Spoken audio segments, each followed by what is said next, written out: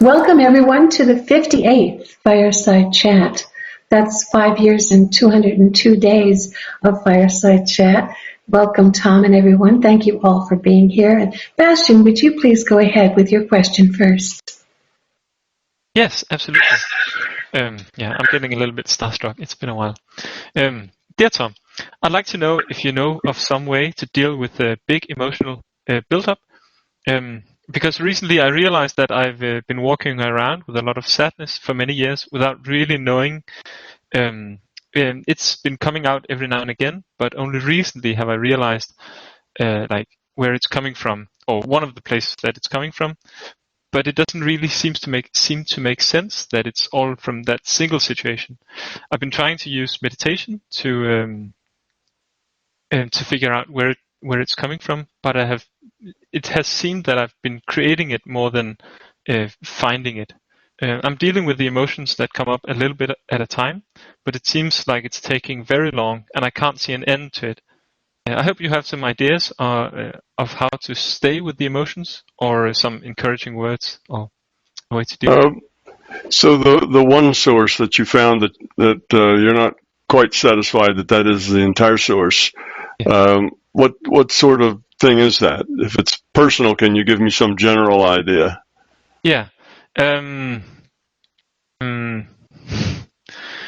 disconnected from an important parental relationship without really getting good justification for it. Okay. Sense. So sadness can come from lots of different sources, and there is a sadness that comes just from caring and loving and not being able to do anything about the things that upset us. For instance, let's say of some people that you love. This will make it about others rather than self. If you know some people that you love, maybe it's your parents or maybe it's your children, and you see very dysfunctional behavior, and there's really nothing you can do to fix it. You've tried different things and it just doesn't work. They're not ready yet to change the way they see things. Then sadness comes with that. You just have to let that be how it is, and it's sad how it is because you care very much. So if you have a relationship that just doesn't seem to be like it should be or like it could be, and that's just sad that it could be better, but sometimes there are situations or events or things that you can't do anything about, that you just have to accept that it is the way it is. And in that case, you just have to, I guess, live with that sadness in the sense that it's there, but fill your life with other things that aren't sad. Fill your life with other things. And don't let that thing that isn't the way that would be better or that would be optimal for everyone, the fact that it isn't, just accept that it's that way. And there are lessons in that. There are lessons for everybody. And those lessons will be part of your growth and their growth, to just allow it to be the way it is. And yes, as you think about it and it comes to mind, you might think, yeah, that's sad. That's too bad it's like that. But that's the way it is. And there's a lesson there for me. I need to be able to transcend that and not be drugged down by that. And the other person, if it's part of a relationship issue, they have the same lesson. They need to be able to understand that perhaps it's some of their choices that are making, the sadness happen, and realize that and grow. So they have opportunities to grow. You have opportunities to grow. And it's just one of those sad things that you take from it what you can, which is you grow from it however you can, and then you accept it and let it be.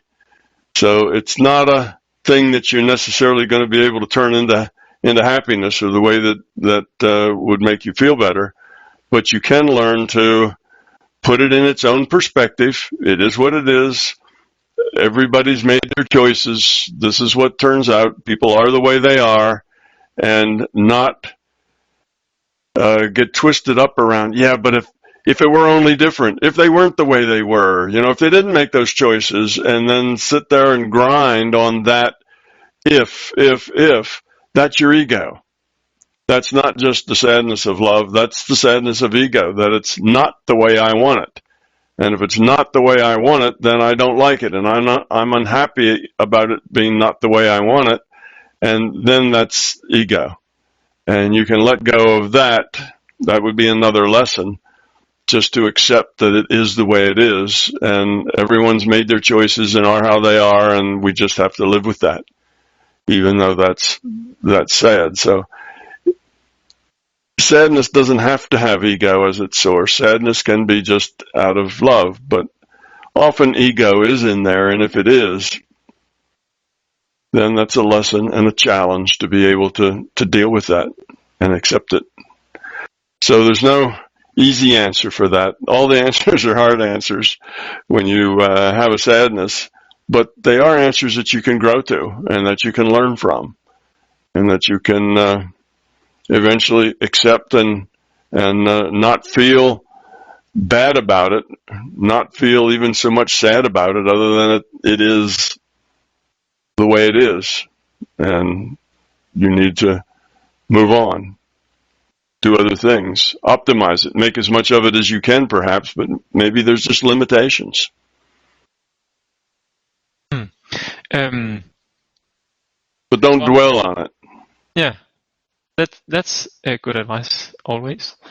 It seems. I'm pretty sure it's not the egoless kind of sadness. I'm pretty sure it's just built up emotion that's difficult to stay with, and it seems to complicate my life and make me sad and restless and make normal situations difficult for me. Yeah. Well, if it's an ego kind of sadness, then basically it's at least a first cousin to self-pity, that you don't like the way things are, and that you feel bad that they're not that way, and self-pity can be a difficult thing.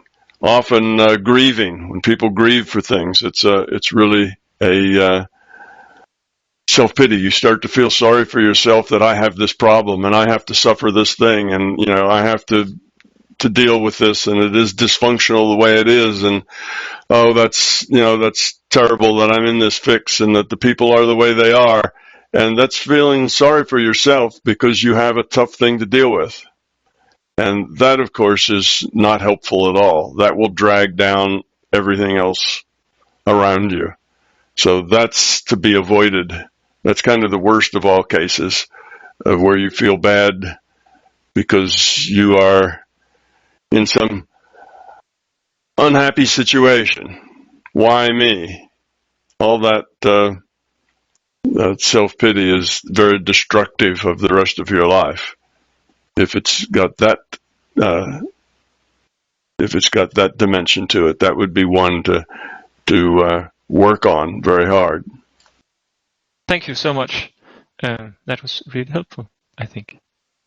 I'll try it out. Thank you for your question, Justin, and thanks for being here. I'm going to continue on with some of the older MBT forum questions. The first question has to do with gender in consciousness. Is there gender in consciousness? Are there male attributes and female attributes? I will ask the question as it was submitted by Saram 24. Thank you so much for all you do and for this question collection. I had a question about the big cheese being male that I know other women will have as well. Does this mean that the God of our system is male and all our sexist religions have been right about that after all? Does this mean that women will face glass ceilings in the larger reality or MPMR as well?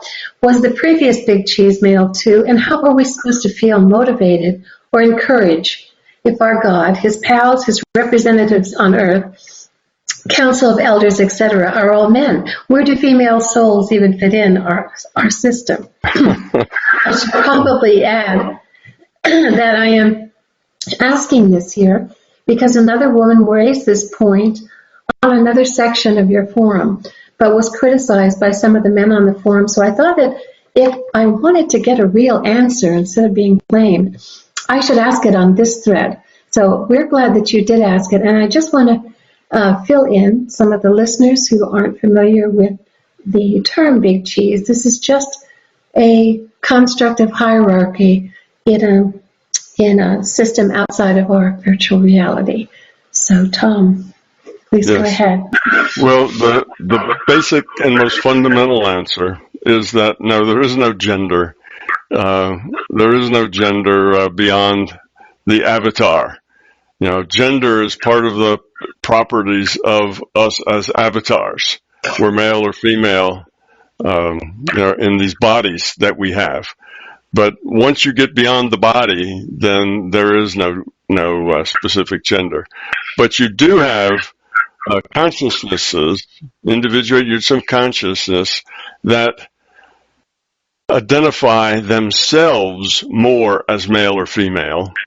And often that has to do with usually the last incarnation they had. You know, if it was male, they tend to identify more as male. If it was female, they tend to identify more as female. But sometimes it's the fact that they've had maybe many more male or female incarnations than the opposite sex. So some entities just have a kind of a self-identity that still carries gender, just because that's the avatars that they have always have gender. Okay, so we have that.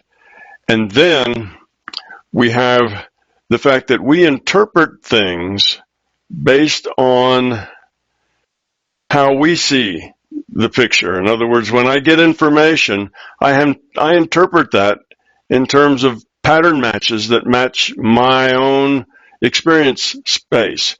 And that's the way everybody else interprets things. So if I'm talking to an entity, now this entity really doesn't have form or shape. I'm talking to consciousness.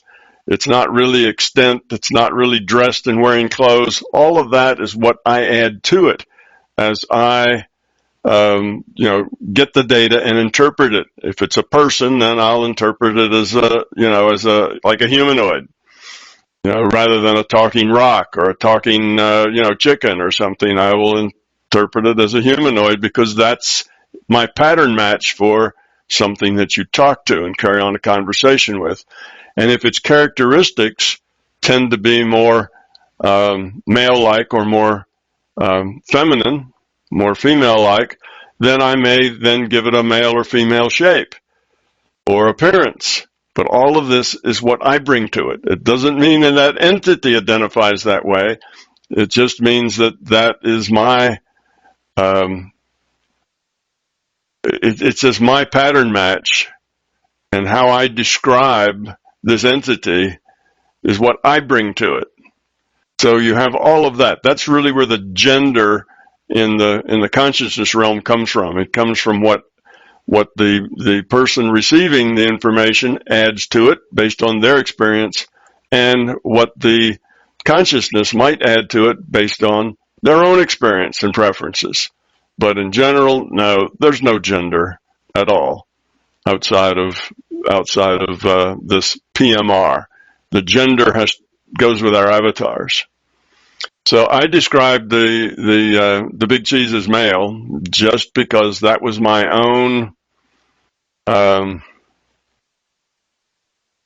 don't know. It was my own sense of the nature of the data that I got. It just came out that way. Had the voice that I heard, had the conversation that I had been softer, quieter, more sensitive and caring, I probably would have said that was female, and I would have identified it as female. So it's kind of the interaction I have and the way it interacts with me. Now, it could interact, the same entity could interact in many different ways with different people. So it has nothing to do actually with the gender of what I was calling them, the big cheese. And the big cheese, of course, isn't really so much a being as it is a metaphor for that layer of administration, if you will, that layer of control, that layer of government that's in charge of N division, not necessarily just this virtual reality, but perhaps other virtual realities of which this is one. So because there is a very flat organizational structure, and you need an organizational structure because you have rules. And whenever you have rules, you have to have somebody that sees whether or not the rules are being obeyed. And if not, take some sort of action. And if they are, then everything's fine. Or maybe the rules need to be changed. Maybe they're not good rules, or maybe they used to be good rules, and they need to be modified. So you always have to have oversight when you have rules. So that's why you have some organizational structure, because oversight's required. And this being, I call it the big cheese, because I'm trying not to let people get too serious about this and call it God. So I want to stay away from that. So I just call it the big cheese. The person in charge.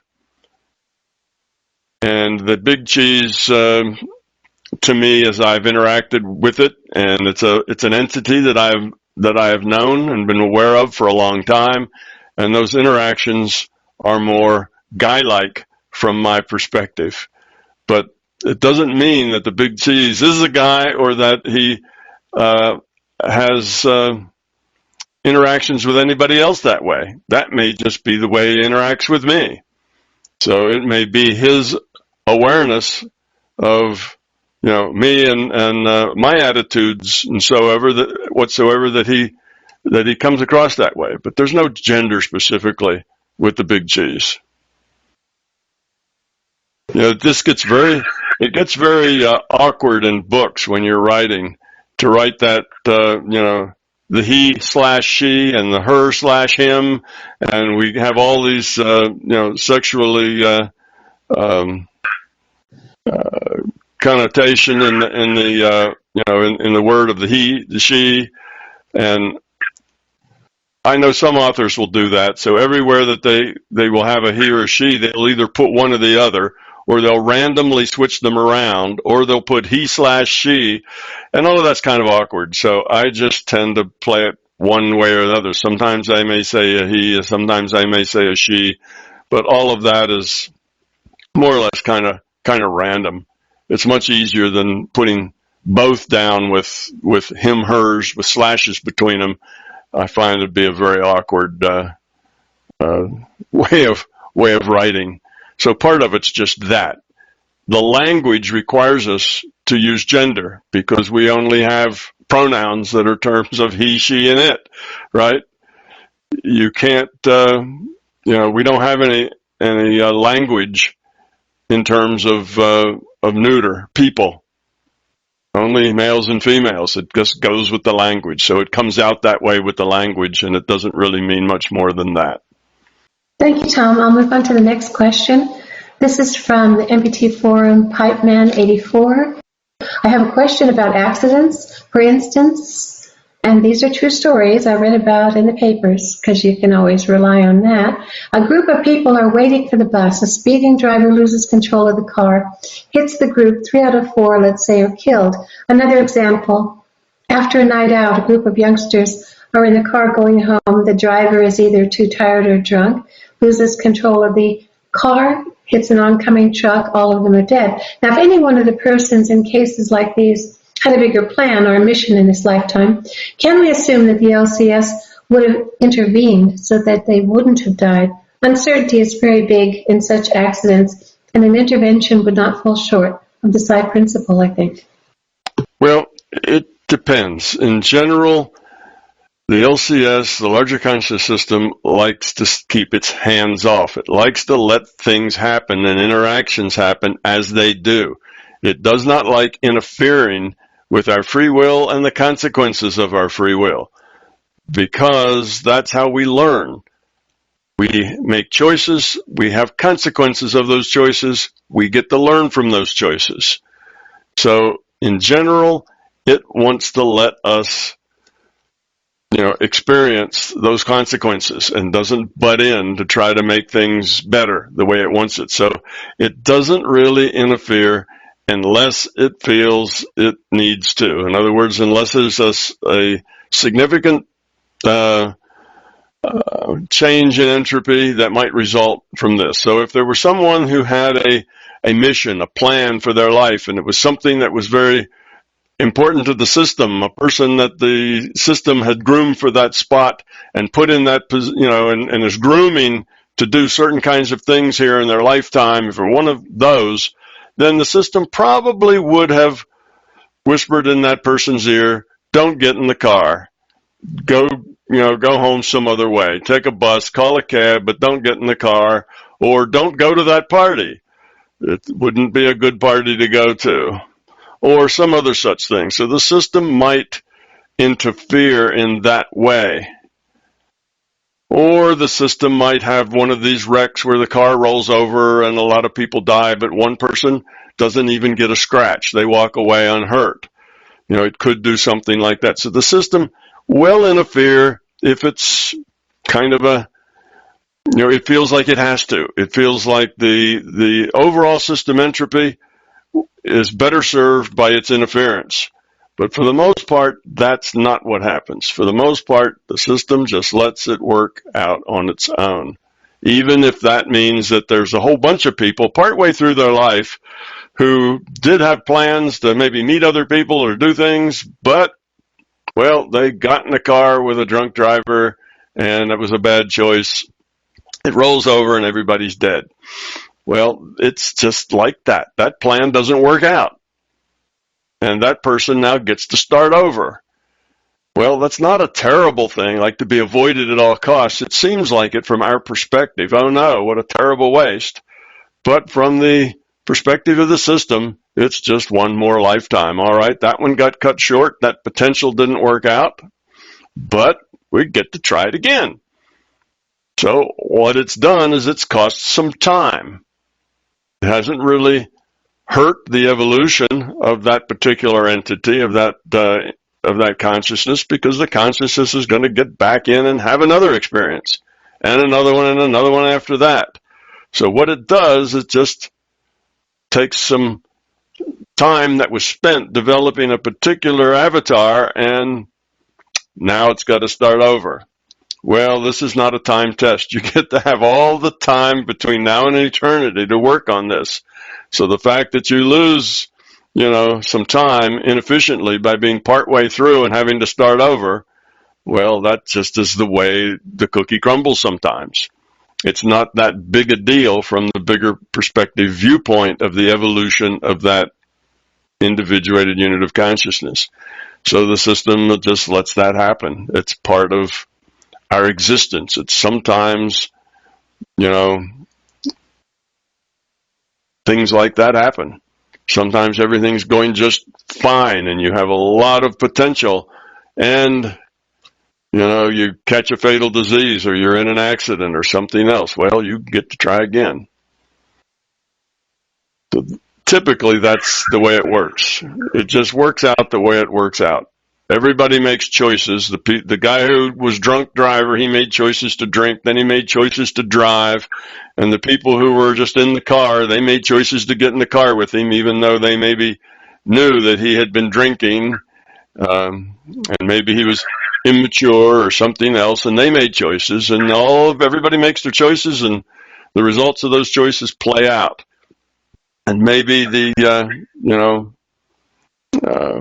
drunk driver may just get everybody home safely, but maybe not. The system may only interfere if it seems like that it's worthwhile for it to interfere. Typically, it does not.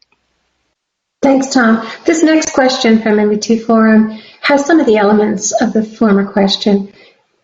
And this is from Tricia from MBT Forum. Is it true that we pick the hardships in our life?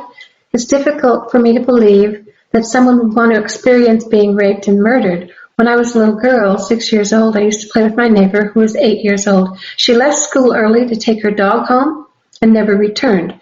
I'm in my early 50s now, so this is many years ago. when you could leave school. Did she really choose to go through this? Probably not. Probably not. It's a mistake to think that everybody's life is according to a plan, that everybody comes here with a set of experiences that they want to go through for some purpose. That is not the case. There may be some planning, but there's not nearly as much planning as many people think, because it's too hard to execute a plan when there's so much randomness going on. All the interactions of all the other people out there affect us, and there's no way for us to control all those interactions. Who we might bump into, what might happen to us, to our family, to the people we love, to whatever. It just does. And all the choices end up together to make whatever it is that happens, and it happens. So it's very unlikely that somebody said, "Oh, I really would like to get raped and murdered, therefore, I'm going to plan that in my next lifetime." That is not the way it works. So the problem with that thought, that raised that question, is that it is not planned. Everybody's life is not a planned thing. Stuff happens, we get to deal with it. How we deal with it modifies what happens next. Okay, so that's just the way it works out. And if it works out badly to where you exit the experience packet prematurely, then you just get to have another experience packet and realize that those things happen. It's not true that we are all programmed to experience certain things, that we come here and, in the last lifetime, I murdered somebody, now this lifetime somebody needs to murder me. It does not work like that. It's not that simple. That is too simplistic a way of looking at the way things are. Thanks, Tom. The next question comes from Rosie M. from the MBT Forum. I've been meditating for several years, return frequently to the trilogy, as well as reading and watching other people's takes on the subject of spiritual growth, in the hope and expectation of catching glimpses of the bigger picture. I do get out and about a bit too. My question is about the possible physical effects of studying and practicing MBT. For some time now, I've noticed a heightened sensitivity to electrical gadgets. Sometimes there's a tingling in my feet when I turn on the oven, and a similar strange sensation when the mixer goes on. Today I made porridge using the microwave, and I had to sit down because I came dizzy. Although I'm 78, I'm fit and active. Use no medication, get plenty of exercise and fresh air, and there's no reason to think there's a problem with my health. As soon as the machines are switched off, these effects go away. Going into big shopping areas has never been a challenge. None of this is particularly distressing. There's no need to visit shopping arcades, so I stay away. The tingling and heart racing are interesting phenomena rather than alarming. I'm just curious to know if other people have noticed similar effects, and whether there could be a connection between the regular practice of spiritual exercises, contemplation, and electricity. Well, it's not just electricity. As you start evolving more and you meditate more, you become more sensitive to the things around you, more aware of the things around you. That's kind of living in the moment becomes a bigger part of your life. And when you're living in that moment, you're connected to all sorts of things. And sometimes you will get information or feelings, or in your case, a buzz or a dizziness or whatever, when you do things. And typically that is just letting you know that reality is not just this physical materialistic thing, that there's other components to it. So some of that is just a kind of a gentle message from the system that says, yes, reality is a lot more complicated than just the material.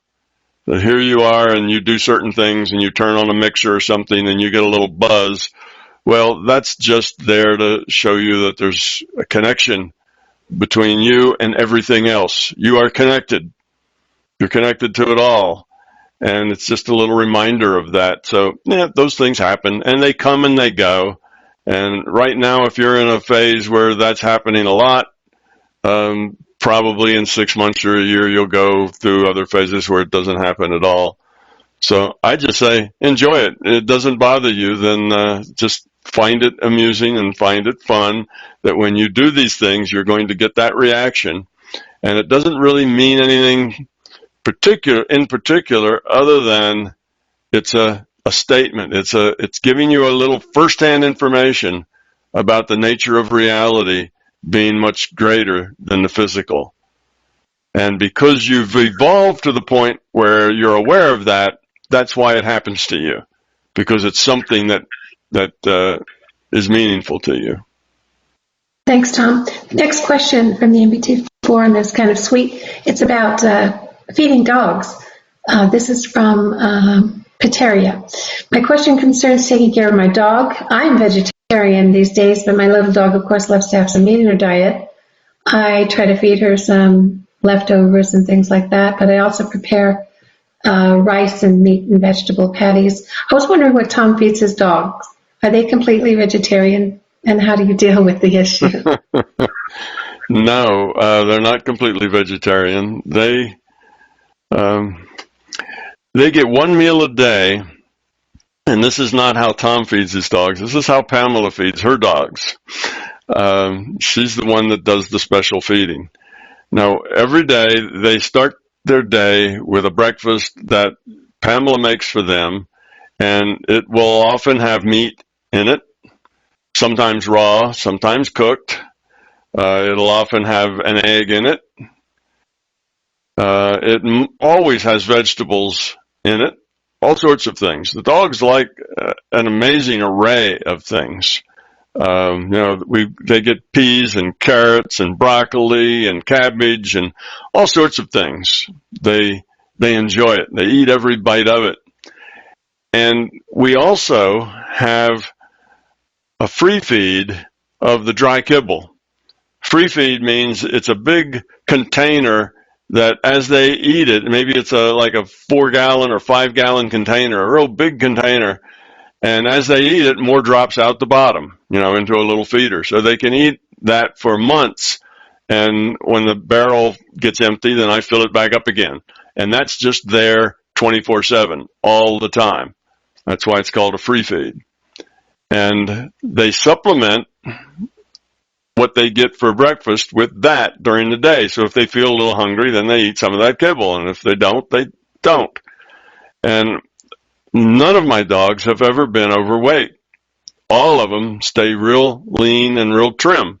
And we've always free-fed them, given them all the food they could possibly eat. They also don't fight over food bowls. They don't get possessive over food because they know that there is an infinite supply of food that just always, pours out the bottom of this device. And they have no need to hog it or no need to eat more of it. Because it's always going to be there. So from when they're very young puppies, they realize that the source of food is infinite, never goes away. So they don't ever have to worry about grabbing food. And they never overeat. They only eat when they need to. So now, Pamela was gone last week, and while she was gone, I did not give them the breakfast in the normal way she does. She has all her stuff in certain places and way she uses it, and I just didn't mess with that process. I just let them eat the kibble. And in which case, I noticed they ate a whole lot more of that kibble than they do normally because they weren't getting the breakfast that they usually get. So they ate more of it.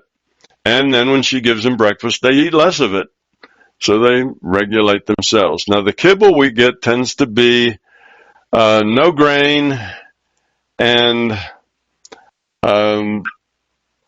it has meat of some sort in it, but no preservatives, no grain. We try to get the cleanest, highest quality dog food we can get.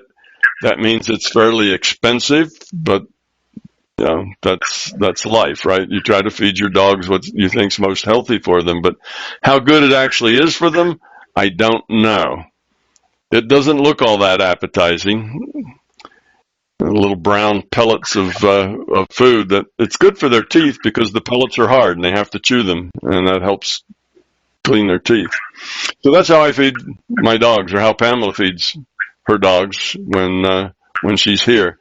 Now, every time they have a birthday, Pamela bakes a cake for them, but her cake is often made out of,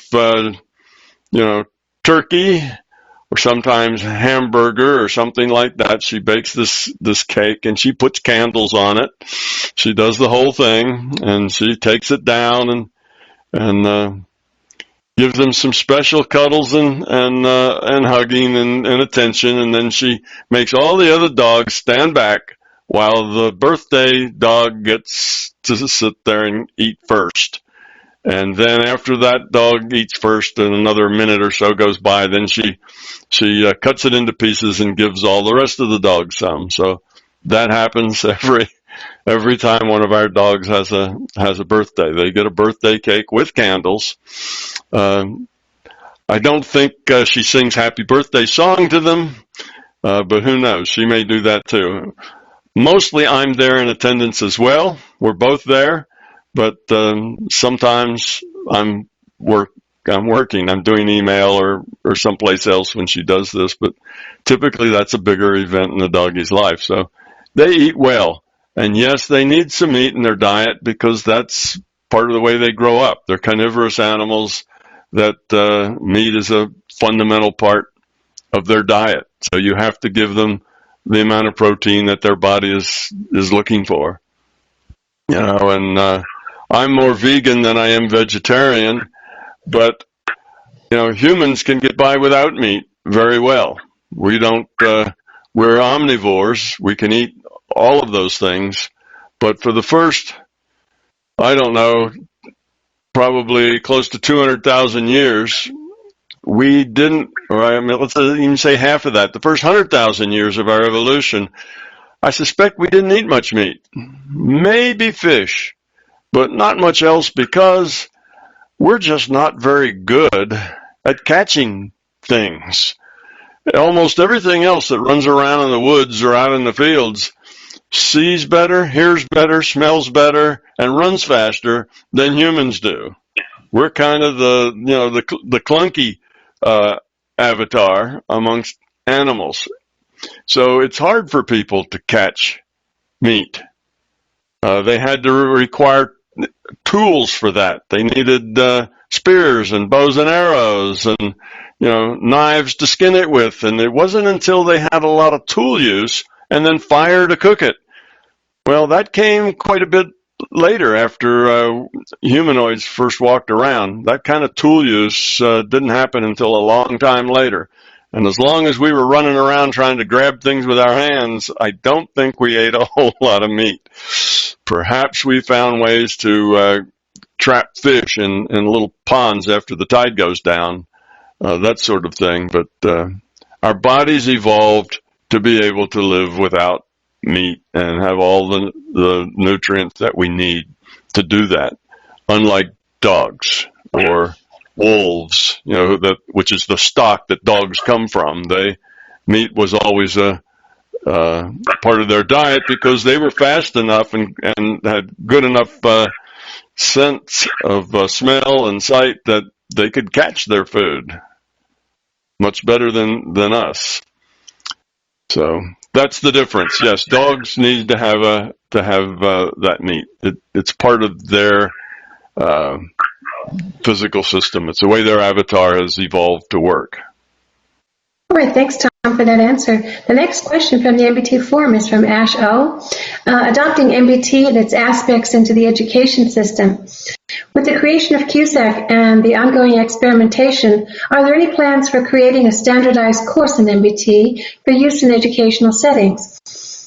Now, we do know of one professor in Spokane at Gonzaga University, Professor Eric Cunningham. He has adapted MBT into some of his courses. Maybe having an accredited school for those who want to study this topic in an accepted scholarly environment could help present these commonly perceived as off-the-wall topics as more approachable if they garnered the status of other science. Would love to hear Tom's thoughts and other thoughts. Yeah, I think that's a great idea. There's a lot of things that we should teach in schools that we don't. We should start with, in the very early elementary grades, with critical thinking. Teach children to tell the difference between an opinion and a fact. Just little things like that, to where we help them learn how to assess and judge and analyze the data they get in a way that helps them get right answers more often, rather than just follow along and do what they're told. But then we have to be ready for them to do things their own way. When we teach them critical thinking, they won't necessarily just want to follow whatever we tell them. So we have to give them that ability in the schools as well, to do things in their own way. So there's lots of things we could do, but just MBT, being taught as MBT, probably won't fly. But just the concepts in MBT, the ideas in MBT, that there is, that we have this thing called intuition, and that we can develop it to where it becomes a useful tool, a reliable tool. Things like that could be taught, so children could learn that they're not just intellects, that there's more to them than just this intellectual side. That could easily be made part of a curriculum, and MBT, need never be mentioned. So there's lots of ideas like that, and I think that's terrific. And the more creative teachers we have that employ, a bigger picture concepts to teach children, I think the better we'll all be when those children grow up and have less ego and less fear. Thank you, Tom. Some of the physicists and materialists could have used some of the critical thinking education, probably. Would have made a little MBT a little bit easier to. Well, I would not single them out. I think they're just very much like everybody else. Yes. They have their own beliefs that that they do not question, just like most everybody else does. Well, the next couple of questions come from Mario. On the LCS being subjected to a rule set itself, Tom has often stated that we cannot know whether the LCS is ultimately all that there is, or whether the LCS is perhaps part of an even bigger system of reality that incorporates the LCS itself. But if we can become aware of our situation within the LCS and understand what our job is, then why shouldn't the LCS be able to become aware of whether it itself is part of something bigger? And if Tom is in contact with the LCS and able to ask it questions, why shouldn't he be able to ask the LCS what it knows about the situation? Tom might say that he could never verify whether the answer he got would be true or bogus, but I'm not sure if that's true. I think it's worth hearing the answer. The reason why I ask this is because I get the feeling that the LCS, magnificent as it may be, is also being put through its paces just like we are. Tom says that the consciousness needs to evolve to stay alive, and if it doesn't evolve, it regresses or de-evolves, just like us. It sounds like the LCS is subject to a rule set, just like us. Well, the LCS does indeed need to evolve to survive. It's also in the same kind of evolution that we are. That is, it has choices. It makes those choices. It has consequences. And as its choices help lower the system entropy, it being the system, then it evolves. If the choices it makes increase entropy, it de-evolves, and if it continues to de-evolve enough, it dies, it goes away. So it's like us, we're like it in that way. But would the system be aware that it was interacting with other things? Maybe. It depends on the nature of that interaction. But let's say it is aware. Let's say there is something outside of the LCS that it's part of. Okay, and if I ask it, LCS, are you part of anything else bigger than yourself? Yes, I have a problem then. I cannot verify it. I just get an answer, and I am a very skeptical person. So I would not then pass that on as a fact because I have no way of verifying it. So that's from my viewpoint. From the LCS's viewpoint, the LCS would say, well, Is that going to help you grow up any? Is there any advantage in you knowing that? Is there anything that is going to help you make better choices? And the answer to that would be no. Well, then why do you want to know? Oh, just curious. I'd just like to know. And the LCS says, that's nice, but no thank you. The LCS doesn't want to feed my curiosity just because I'd like to know. If it's going to be helpful for me, and it's some way that's going to help me grow up or help anybody else grow up to know that, then it would want to pass that information along. But if it isn't going to help anybody's growth, then the only other thing that it would do is either nothing at all or help somebody else's ego, help somebody else create a story about this thing that's on the outside and what it is and where it came from and who's in charge. And that would just be, nonsense. Okay? Unless the system knows all of that as a story, maybe the system would know that, maybe it wouldn't. I mean, how many people walking around on the planet today have no idea that they're even part of a larger system?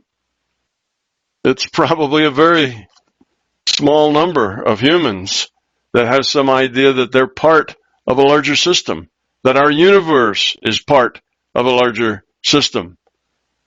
And are they aware of it? That's a fact, yes, indeed, but they're not aware of it. So just because you're a part of a larger system doesn't necessarily mean how aware you are of that and how much you know of it and how much detail there is.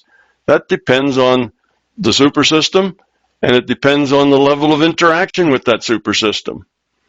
So the system may or may not know a whole lot about what it interacts with, or there may be nothing. From my viewpoint, I can't tell any of that, so I couldn't neither, confirm or deny any of it. So I don't ask because there's no point in asking. If you ask about things just because you're curious, that usually just feeds ego. It doesn't do anything useful. I say that a lot in the course I give, the intensive course, that it's important to have a reason why you want to know information. Do you want to know just because, I think it'd be cool to know that? The system does not work with that very well. It does not feed that. If you want to learn something about the system because it's going to help you grow, it's going to help your understanding, it'll help you see a bigger picture, now the system can work with that. But there's all kinds of things that people would like to know. Oh, did so-and-so do what? Oh, was that Harry broke up with Sally, or did Sally really break up with Harry? I'd like to know that because, I'm just curious. You ask the system, and the system just won't give you an answer. It'll give you a wrong answer or otherwise let you know that that's not an appropriate question. There's lots of things that people could be curious about that they'd want to know, and the system doesn't go there because there's millions of those questions, and they don't lead any place useful. And if they don't lead any place useful, they have only downward potential to either lead no place at all or to lead someplace that's less than useful. So that's really what that's all about. So I wouldn't ask that question of the system because when you work with the system, you have to have a certain amount of, respect from the system. You have to have a good working relationship with the system. And the way you do that is by evolving yourself, by caring, when you ask questions, it's questions that are going to be helpful to you or somebody else. You get information out of databases. It's going to be useful for you or somebody else. And when I say useful, I don't mean to make them number one on the gossip circuit. I mean useful in the sense of helping them evolve the quality of their consciousness. Okay, so that's a good question. A question just because I'm curious is not a good question. And if I ask many not good questions, pretty soon my working relationship with the LCS is not as good as it was before. I don't get as much value out of it because I'm being seen as not all that serious. I ask questions out of curiosity, not because they're really valuable to anyone. It doesn't have time to play with my idle, curiosity or with my ego. So I don't ask those kinds of questions because it would undermine the good working relationship that I've got. And that would be the same for using, getting information out of the databases. Information about other people are right there in the databases. But if you misuse it or don't use it properly, which is to help yourself or others grow up, okay, then the system will work less and less with you. In fact, it may even get to the point that it locks you out of the database or just gives you misinformation. So a good working relationship is critical, and you don't do that by asking curiosity questions or questions that feed egos. Because what would I do with that? What could I possibly use that information for? Tell other people, I know and you don't. I know more than you do. The larger conscious system is a buddy of mine, and he tells me secrets, but he won't tell you. I mean, what could you do with that information? What value would it have? And if you told other people when you can't verify it, then you may be misleading people.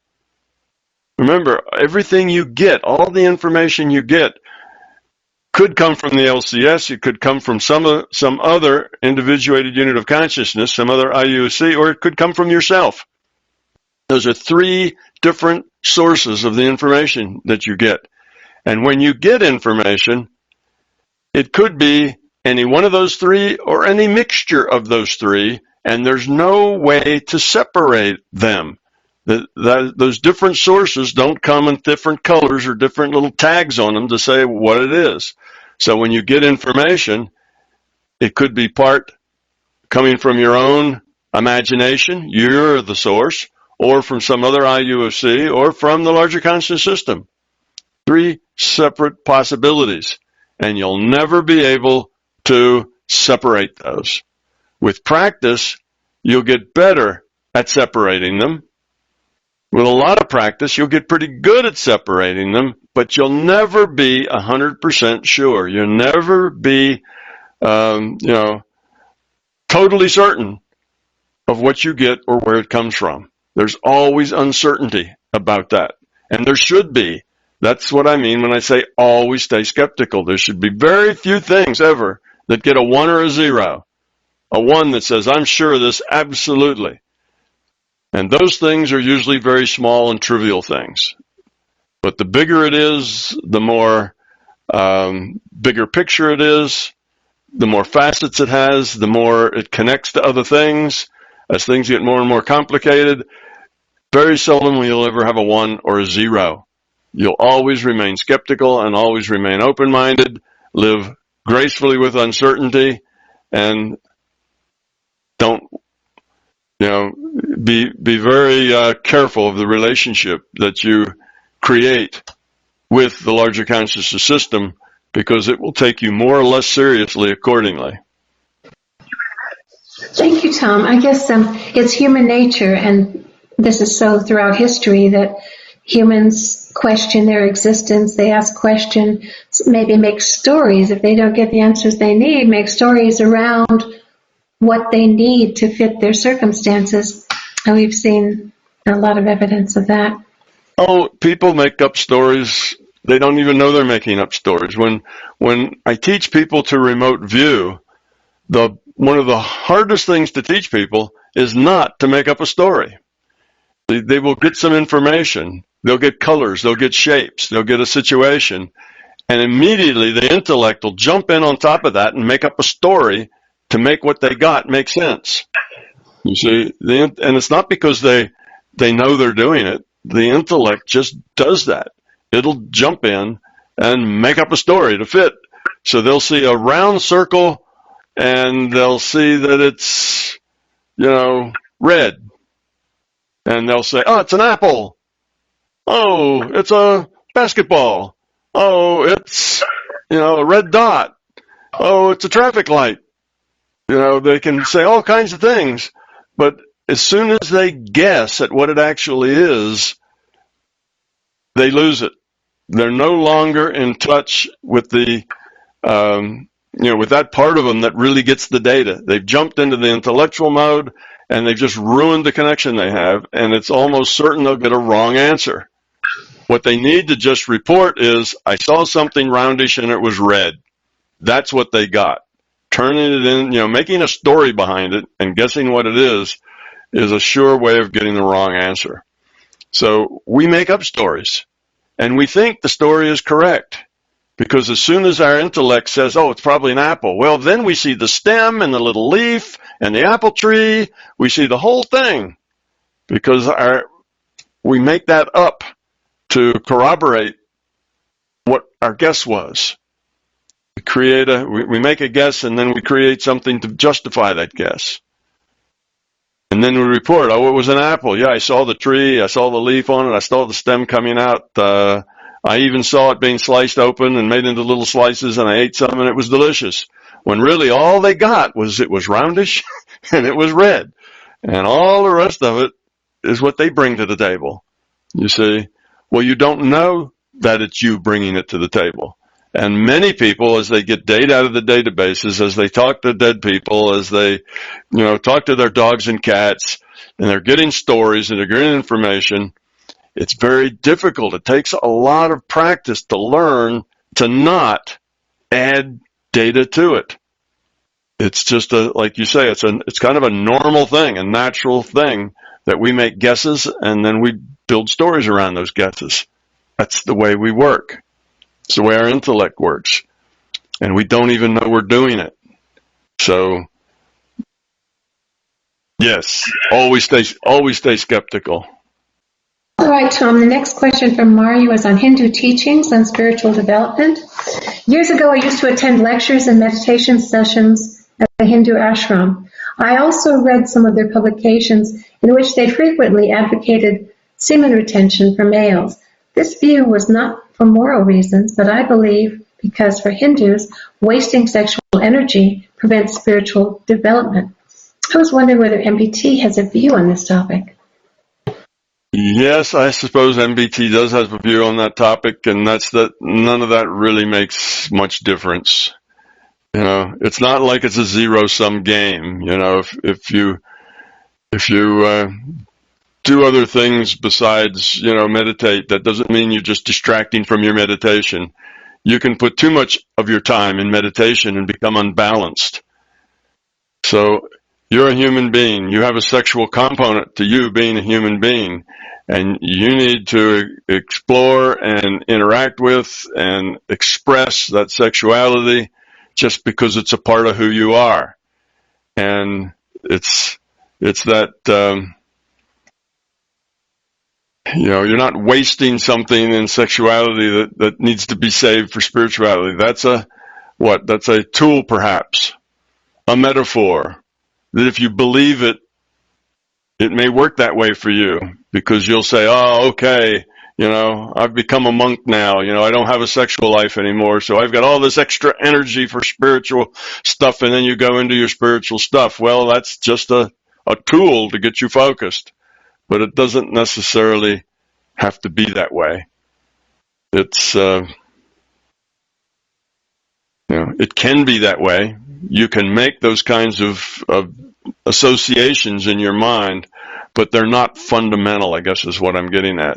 There's no fundamental thing that says, sexuality is somehow not compatible with spirituality.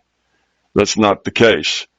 We are avatars. Avatars come with genders, and they come with instincts as well. And you need to be all that you can be. You need to be able to express yourself in all the ways that are natural to you. And all of it needs to be in harmony. So to take one part of it and say, let's pretend that we don't have this part so that we can, put that effort in some other part, that's not necessary. Could be a tool. People could think that way and maybe even get something out of it, but it's not fundamental. It's just a story that we make up to give people to get commitment from people, to get maybe certain attitude from people, or only get people who are very serious, who are willing to do that sorts of thing. So it may have other kind of reasons for it, but all of that has to do with mind manipulation, not really with anything fundamental about sexuality and spirituality somehow being in competition for your energy.